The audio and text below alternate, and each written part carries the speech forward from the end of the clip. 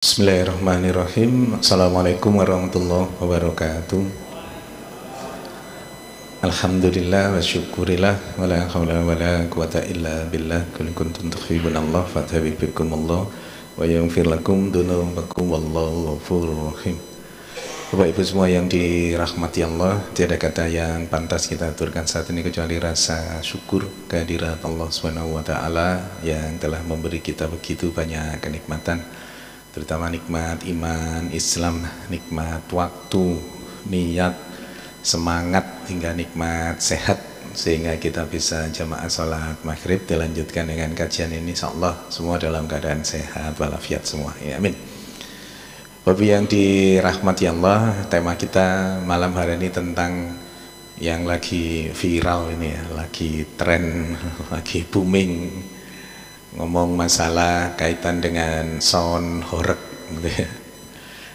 Sound horeg itu apa, bagaimana mekanismenya, terus apa efek-efek yang kemudian timbul, nanti akan kita paparkan supaya kita bisa jadi lebih tahu duduk permasalahannya di mana, gitu ya.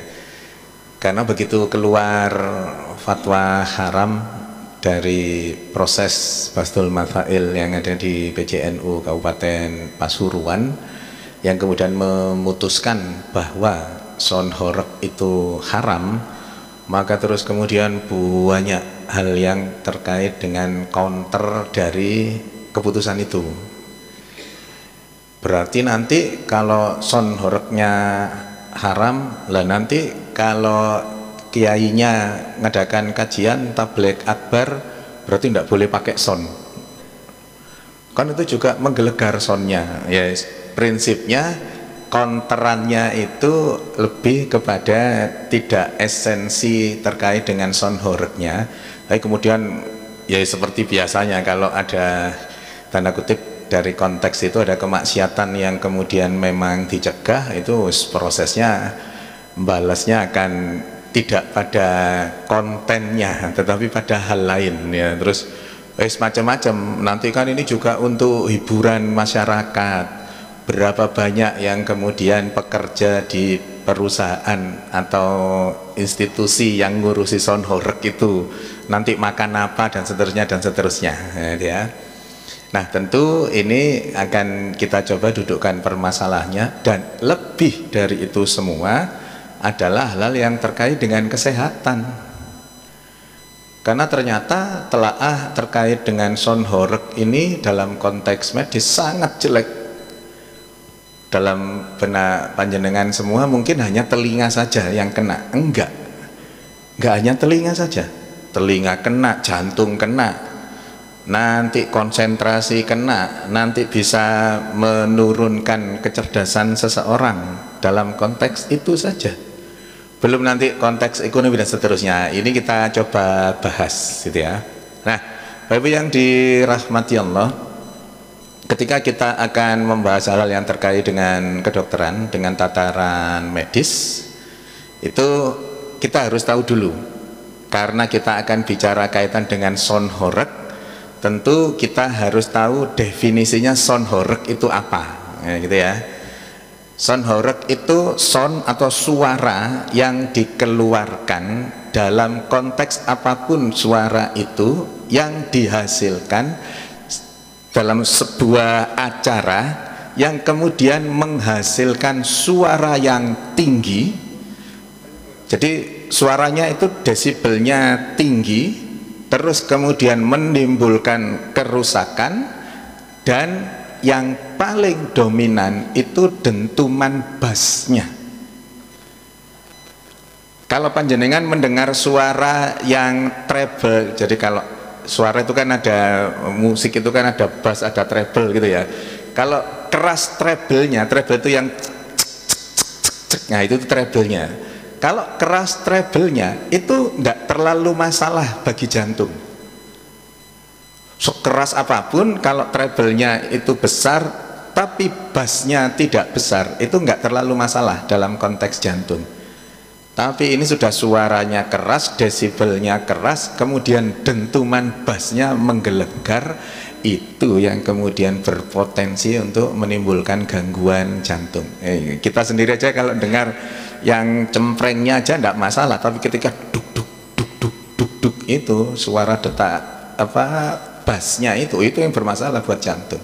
Nah, Bapak yang dirahmati Allah, jadi yang disebut sound horeg itu dua kata yang memang jadi satu. Kalau hanya ngomong soundnya saja enggak masalah. Sound untuk apapun itu selama kemudian tidak menimbulkan keburukan, tidak menimbulkan gangguan, dan itu tidak bermasalah dalam konteks sosial, tidak masalah soundnya.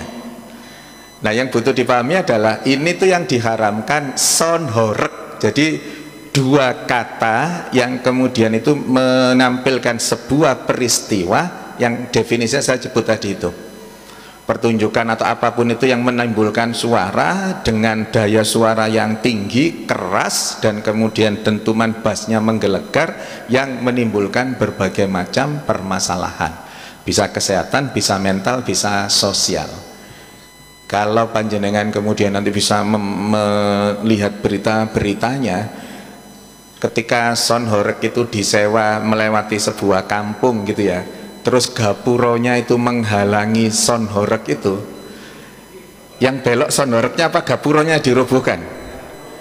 Kenyataannya gapuronya yang dirobohkan. Kenyataannya gapuronya yang dirobohkan. Soundnya tetap lewat utuh, gapuronya yang dikorbankan. Ya, dalam berbagai kondisi hal itu yang terjadi. Nah, untuk itu maka kita harus tahu dalam tataran medis, mental, dan nanti sosial ya.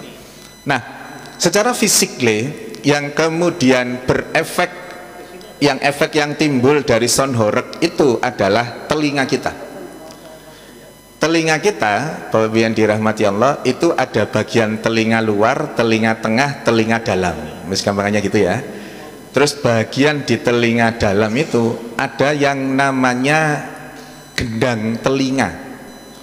Gendang telinga itu seperti selaput tipis yang fungsinya nanti menghantarkan suara yang masuk. Jadi suara yang didengar oleh seseorang masuk, nempel kena di gendang telinga yang berupa selaput tipis itu, dia kemudian bergetar, getarannya menimbulkan gaung di sesuatu yang namanya rumah siput ya, barangkali kalau masih ingat pelajaran SMP atau SMA dulu, koklea dalam bahasa medis.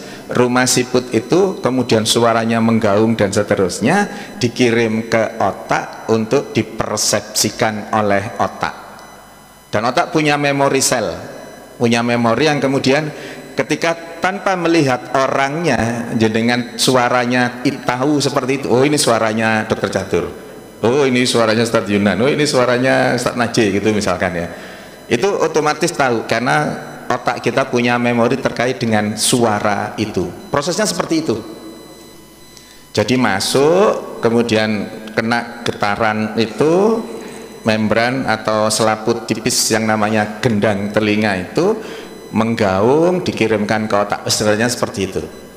Nah, ketika kemudian biasanya dalam kehidupan kita ini senyampang ketemu panjenengan, dalam kehidupan kita itu kalau ada kotoran di telinga tengah panjenengan biasanya dibersihkan pakai apa?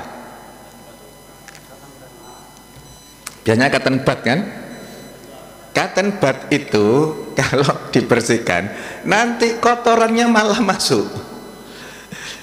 Kenapa? Karena bentuk telinga kita itu berbelok. Jenengan kalau ngelihat telinga kita langsung gini kan tidak bisa sampai belakang kan? Maka harus ada alat, harus ada bantuan orang lain. Paling tidak kalau nggak pakai alat, ini dijewer, ditawarik keluar gini, jadi keluar agak maju, nanti baru kelihatan agak lurus. Itu pun masih belum nyampe ke gendang telinga. Artinya tidak kelihatan. Ketika kita membersihkan kotoran dengan kotoran itu diproduksi secara rutin oleh telinga kita.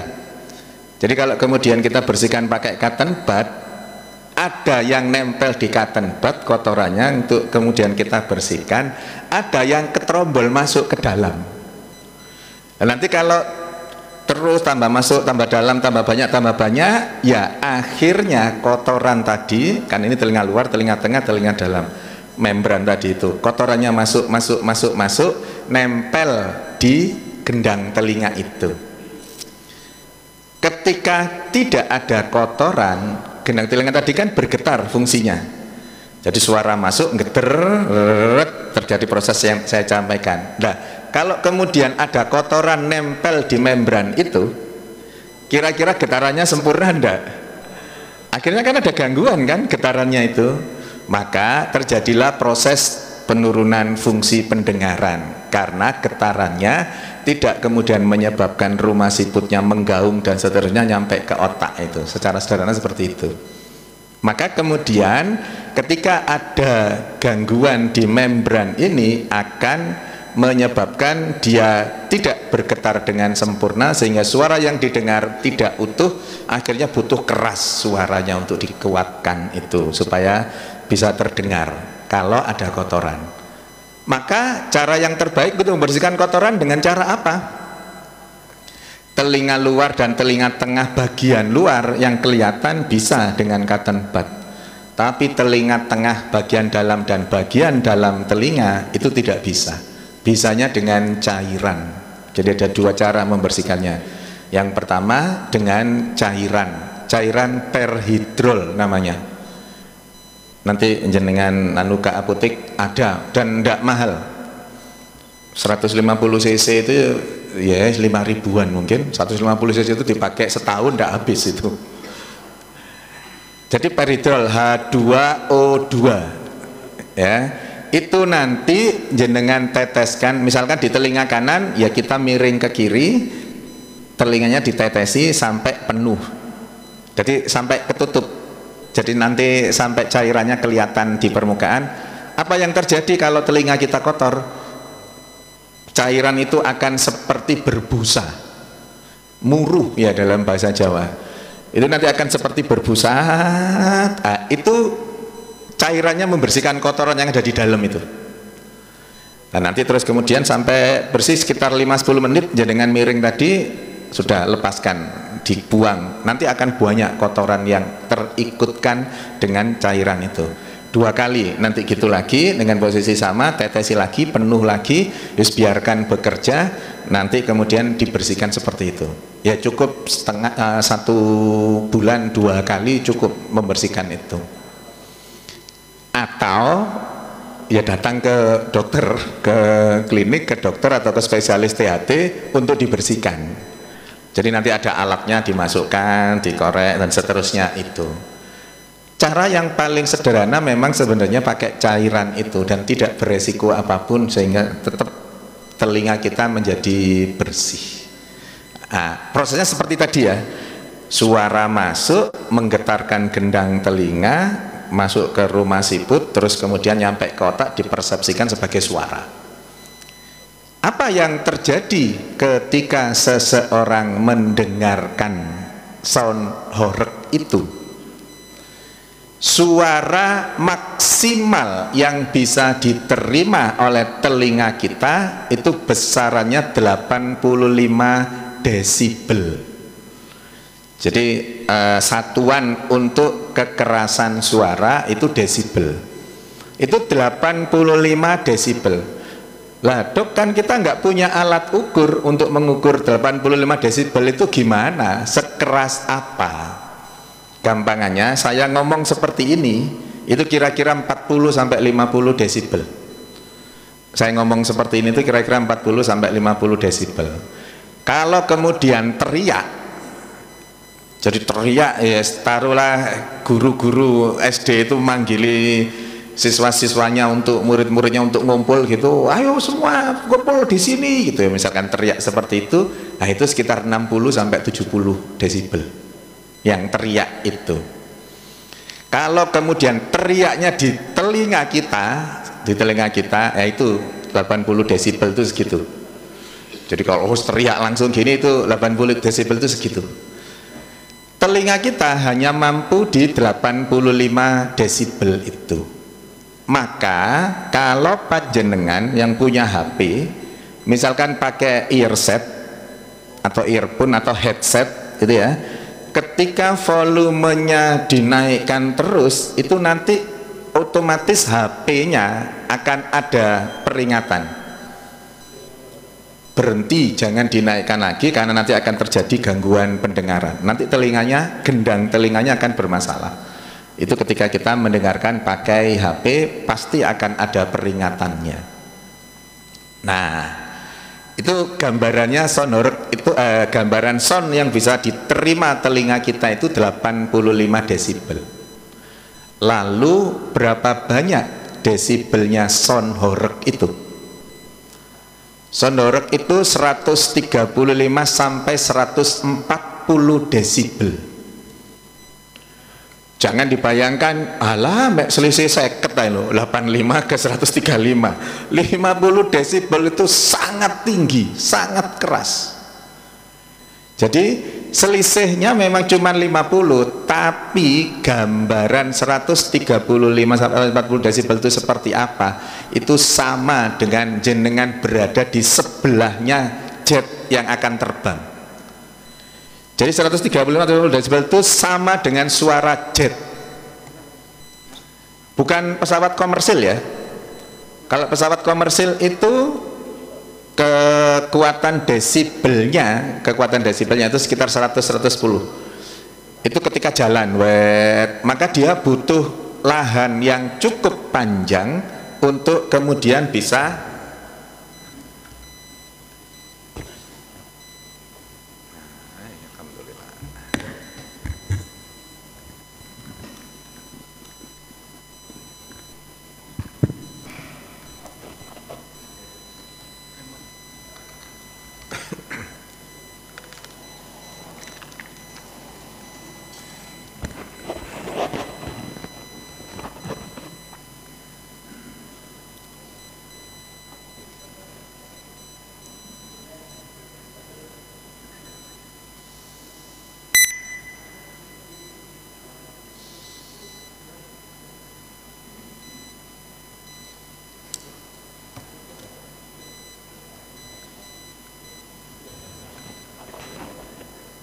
perhidrol H2O2. Nah,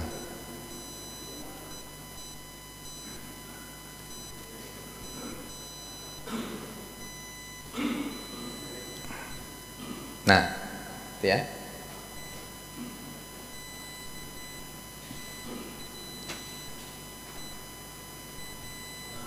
Nah, ini ya gambarnya telinga itu ini.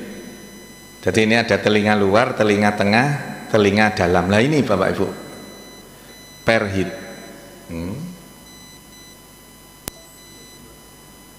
Nah ini ya, ini gendang telinga membrannya itu di sini nih. Jadi kalau bergetar nanti diteruskan ke rumah siput ini, intinya nyampe di otak nanti. Gampangnya seperti itu ya. Nanti sudah sebagian besar saya sampaikan. Lah sound horeg itu ini. Audio yang berdaya tinggi yang menghasilkan suara yang sangat ekstrim, sangat keras, dan kemudian dentuman bassnya yang keras itu, yang ternyata pada berbagai macam penelitian menimbulkan berbagai macam masalah di dalam tubuh kita, tidak hanya di telinga tapi di berbagai macam organ nanti di belakang. Ya ini memang dianggap sebagai hiburan dan oleh masyarakat, memang ini ya sudah ya buat senang-senangan saja, dan ternyata sewa sound horeg itu mahal, ternyata bisa 30 jutaan katanya, 30 juta, dan itu penyewanya bukan orang yang kaya ternyata.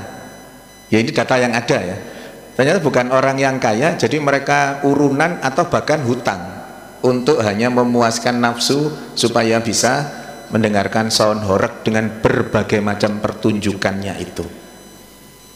Jadi ternyata ya memang banyak hal negatif yang terkait dengan adanya sound horeg ini gitu ya. Nah ini Bapak yang dirahmati Allah, yang saya sampaikan tadi dampak kesehatannya sound horeg itu, yang pertama gangguan pendengaran yang itu permanen. Permanen itu artinya menetap. Kalau kita mendengar suara apa terus kemudian benging gitu ya, benging yang sekilas itu nanti Kok pertunjukannya atau suara keras apapun itu kemudian hilang, ya sudah, bengingnya hilang. Ini ndak menetap. Kenapa kok menetap? Sekarang gitu. Gendang telinga tadi, gendang telinga yang pecah pun itu sesungguhnya reversible, bisa balik. Ketika diterapi bisa balik. Jadi gendang telinga tadi, ketika tadi kotor ya, kotorannya rombol, mepet, kemudian apalagi membersihkannya, ada yang pakai peniti kan ya, bersihkan telinga kan ada yang pakai peniti kan, atau apa ditekuk gini ya. Itu kalau toh misalkan tidak sengaja, secara tidak sengaja kemudian nutul kena membrannya tadi itu, membran gendang telinga itu, dia kemudian jebol, pecah gitu ya, ketusuk sama jarum tadi itu pecah, drag, dia betul berlubang di satu tempat, dan itu reversible, diterapi, minum obat, ditetesi cairan, ada cairan untuk bangun kembali, ada cairan untuk mencegah infeksi, maka balik, lubangnya balik. Lah kalau kena sonhorek, jenengan bayangkan pecahnya kayak apa? Kalau itu kan satu titik aja, tik gini jebolnya. Kalau kena sonhorek, karena kekuatannya di atas 85 tadi, 135, 140, maka jebolnya itu sobeknya di berbagai macam tempat. Makanya nggak bisa balik. Kalau sudah jebol gara-gara sonhorek itu nggak bisa balik, permanen. Terus kemudian bengingnya itu terus-terusan. Benging itu proses yang terjadi ketika secara normatif, secara anatomi fisiologinya yang terjadi di telinga tidak normatif lagi, patofisiologi dalam bahasa medis. Itu yang akhirnya menyebabkan benging itu. Jadi sudah gendang telinganya jebol karena suara yang tinggi desibelnya, di sisi lain timbul benging yang itu akan sangat mengganggu. Apakah bengingnya itu, jebolnya itu hanya di telinga saja efek yang timbul gara-gara sonhorek? Ternyata tidak. Sonhorek itu, ini yang banyak tidak diketahui orang. Saya sudah nulis sebuah tulisan yang isinya seperti ini. Jadi suara keras dari sonhorek itu memicu untuk memunculkan hormon stres, hormon kortisol. Jadi nonsen dalam konteks hormonal, nonsen orang yang habis nonton sebuah acara yang sebagian besar acara itu adalah dangdutan dan seterusnya, itu yang menggunakan sonhorek itu, kemudian hatinya bahagia, nonsen, bujuk itu sudahlah. Ngomong gimana? Oh ini kan hiburan, ini pelepas kepenatan selama kerja, kepenatan hidup misalkan, terus nonton konser horek itu misalkan menggunakan sound horek itu, kemudian dia ngomong saya bahagia, bohong itu. Bukti otentiknya sound yang keras seperti itu memicu timbulnya stres pada seseorang karena muncul hormon kortisol. Seingat saya pernah bahas hormon kortisol ya di sini ya. Hormon kortisol, hormon stres, itu menjawab pertanyaan kenapa sih sholat subuh itu kok 2 rakaat? Masih ingat enggak? Atau belum pernah ya? Jadi suatu saat kita bahas ya. Jadi di dunia kedokteran Islam ada pertanyaan menarik, Bapak Ibu yang dirahmati Allah. Kenapa sih sholat itu kok ada 2, ada 3, ada 4 rakaat? Dan kenapa yang 2 rakaat itu subuh? Itu korelasinya itu dengan hormon kortisol ini.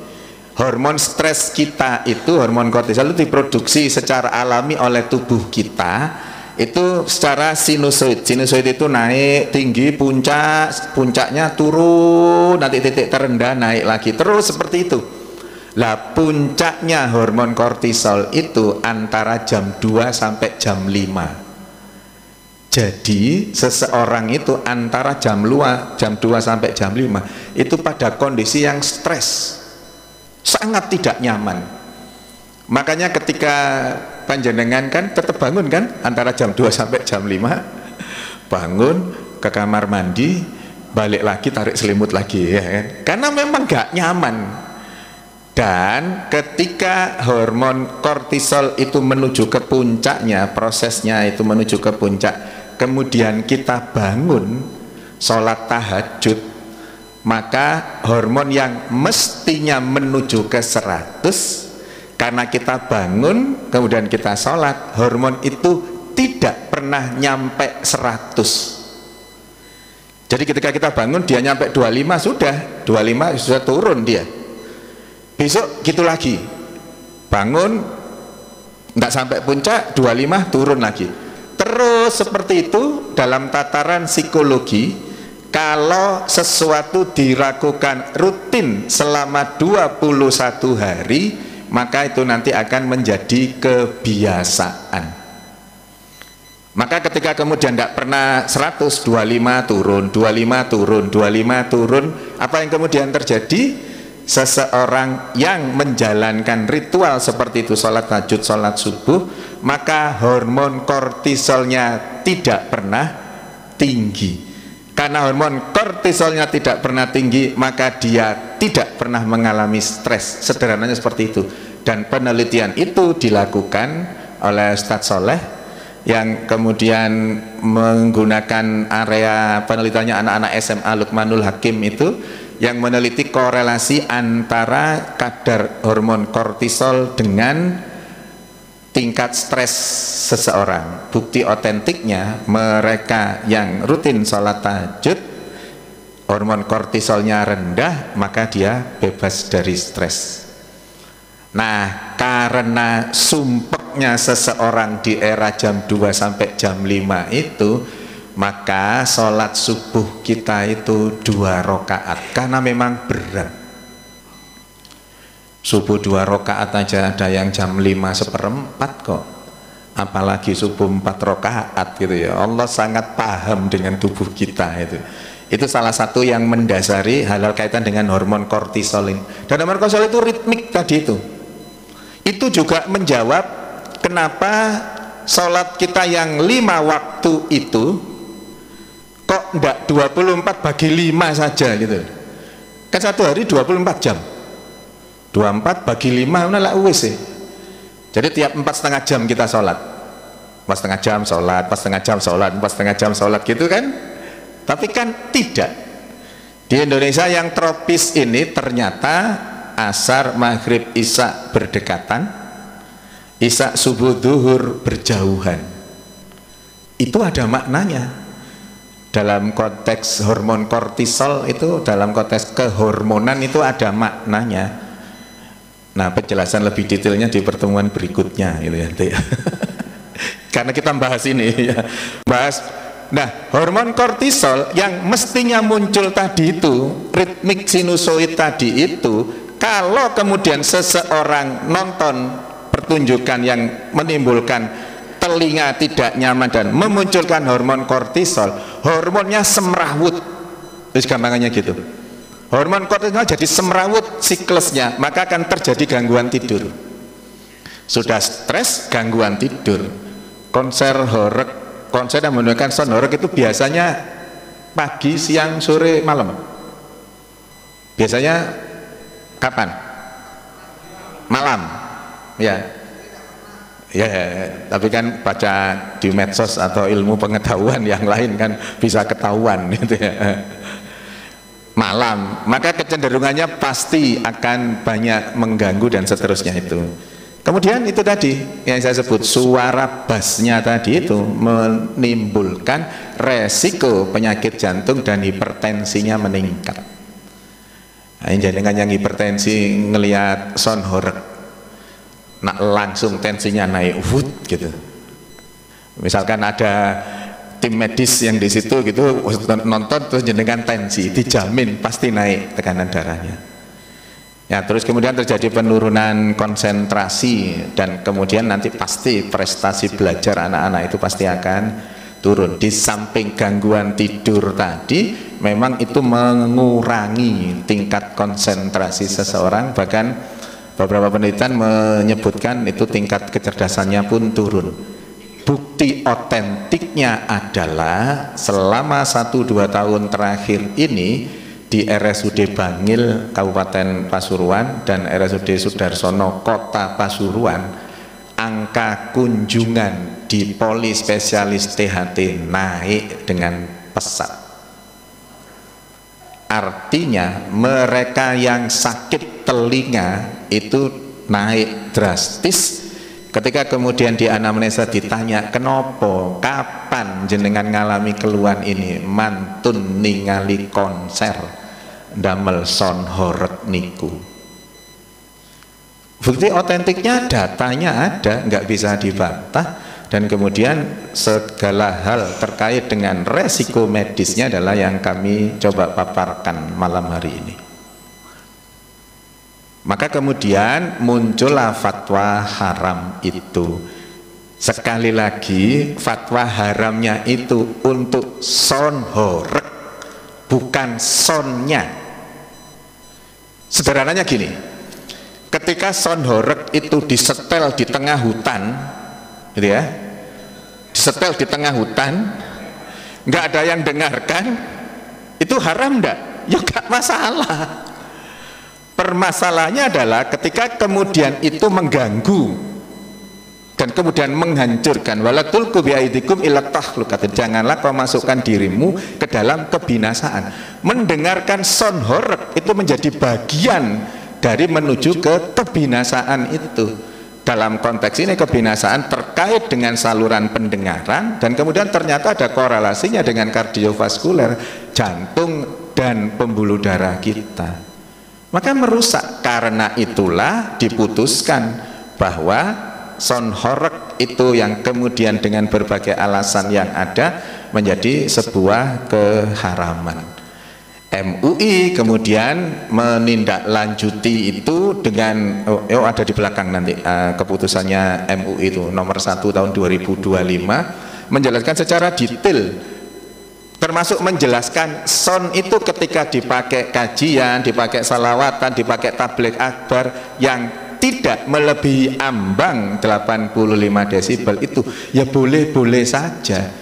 Berbanding terbalik dengan itu, ketika misalkan naudzubillah min dzalik, sholawatan sonnya horeg sama nyanyi-nyanyi, joget-joget di situ misalkan, ya sama, itu juga haram walaupun dipakai sholawatan. Itu penjelasannya di MUI itu yang lebih detail penjelasannya. Nah, maka kemudian hukum apa, sanksi apa yang kemudian diberikan ketika mereka melanggar?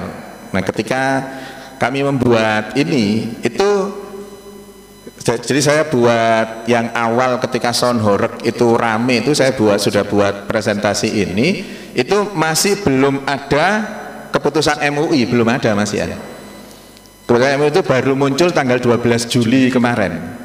12 Juli kemarin muncul melengkapi segala hal yang kaitan dengan hasil keputusan Baslul Mafail PCNU Kabupaten Pasuruan ini, kemudian wis melengkapi itu. Nah, sekarang satu lagi yang belum, harusnya ada pergub, perwali atau perbub, peraturan gubernur, peraturan wali kota atau peraturan bupati yang kemudian menguatkan keputusan Baslul Mafail dan MUI ini, yang di situ dijelaskan sanksinya. Kenapa? Kesalahan kemaksiatan son horeg ini sanksinya tidak disebutkan secara eksplisit di dalam Al-Quran dan hadis. Ketika melakukan sebuah kemaksiatan, ibaratnya gini, ketika mencuri, bukti otentik kuat, saksi-saksi menguatkan, maka kemudian potong tangan, itu kan jelas, kesalahannya jelas, hukumannya jelas. Riba dihukumi lebih jelek dari menzinai ibu kandungnya, itu jelas. Nah, son horeg ini itu kategorinya ini takzir. Itu takzir itu tidak ada di dalam Quran dan hadis secara spesifik, maka diserahkan ke ulil amri dan ulama yang ada di tempat tersebut. Ini pasti sekarang lagi digodok ini. Sekarang informasi dari teman-teman di Pemprov maupun di kabupaten kota ini lagi digodok. Malang sudah mengeluarkan perwali Perwali apa Perbub ya, pokoknya Malang entah kabupaten atau kota sudah mengharamkan, sudah tidak membolehkan ini dengan sanksi-sanksi yang sudah tertulis jelas. Nah ini nanti kalau Pergub, kemarin ketemu sama Mas Emil, tanya ini apa ya, ya karena harus mengayomi banyak aspek ya, maka kemudian ya dilarang gitu, tanpa menyebut sanksinya apa, tapi dilarang. Nanti segera akan terbit Pergubnya itu, informasinya seperti itu. Jadi ini alasan-alasan kenapa kemudian itu diharamkan. Nah ini tadi yang saya sampaikan. Jadi keputusan dari MUI yang menyebutkan bahaya sound horeg disertai dengan berbagai macam spesifikasi ketika sound itu tidak membahayakan, diperbolehkan. Ketika kemudian dipakai untuk sesuatu yang ternyata itu dekat sekali dengan kemaksiatan, maka itu yang diharamkan.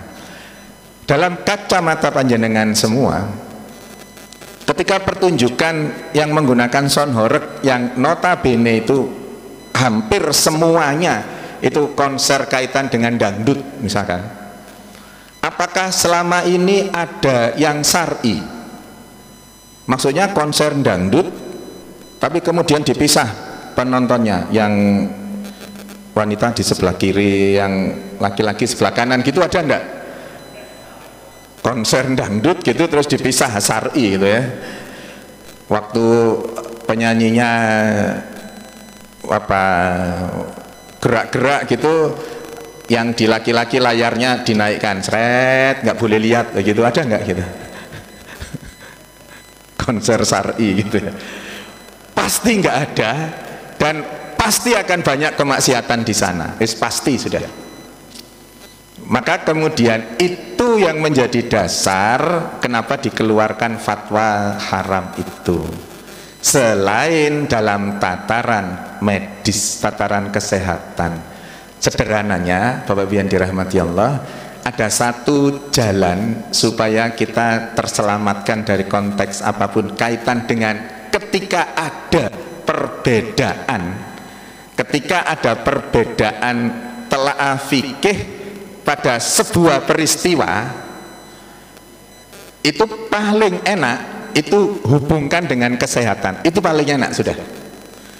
Misalkan ada yang mengharamkan tapi kemudian ada yang belum mengharamkan, atau bahkan ada yang menghalalkan misalkan ya, dengan segala telaah secara fikihnya, paling enak cari di antara berbagai macam pendapat itu yang kemudian secara kesehatan tidak merugikan, secara kesehatan justru membawa dampak positif, itu yang dipilih.